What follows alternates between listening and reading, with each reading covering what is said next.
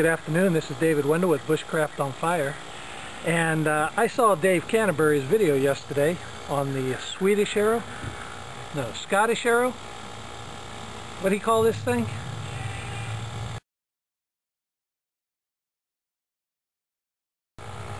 Good afternoon, this is David Wendell with BushcraftOnFire, and I got excited about Dave Canterbury's video he did the other day. He called this the Dutch Arrow. Then he renamed it the Pathfinder Arrow, so I'm going to call it that because I wasn't sure if it was a Swedish arrow, the English arrow, but it's an arrow.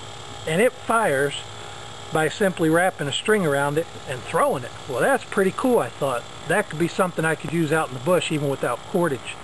So what I did was make a quick shaft.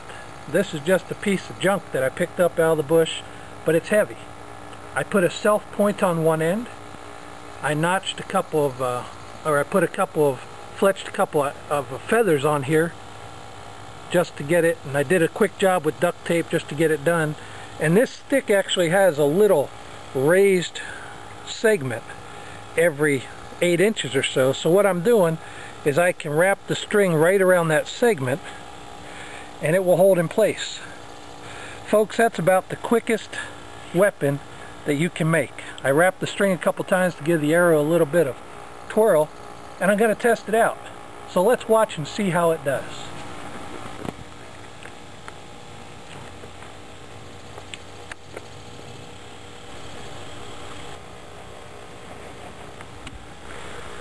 You can see that thing really flies.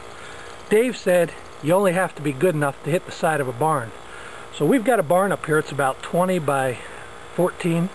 I'm going to go up there and make sure that I can hit the side of the barn and see how this all works out. Because, you know, if I'm going to have a weapon, I want to be able to be accurate with it.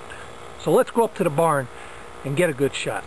Alright, well, the barn's in front of me, and what I'm going to do is make sure that I can hit the broadside of the barn. Dave said it was only a mastodon I was going after, and I think a mastodon was bigger than this barn, so let's give it a shot.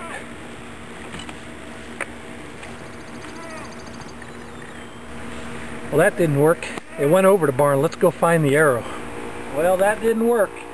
I got to remember not to park the van behind the barn if I'm going to practice the atlatl up there. So now I'm going to have to get this tire off and change. And after we change the tire, we'll be right back with you to try this dart out again. Let's go over that wrap one more time to make sure I have it right. I put that knot right on the top and pull this down. You see that holds in place. Then I'm going to wrap that cord a few times around the arrow. That gives the arrow a little bit of spin. Wrap this second part, I'm pretty sure that's what Dave said, into my hand, and just throw that thing. So let's go to the barn again. Well, here we go. Let's give it our best shot again.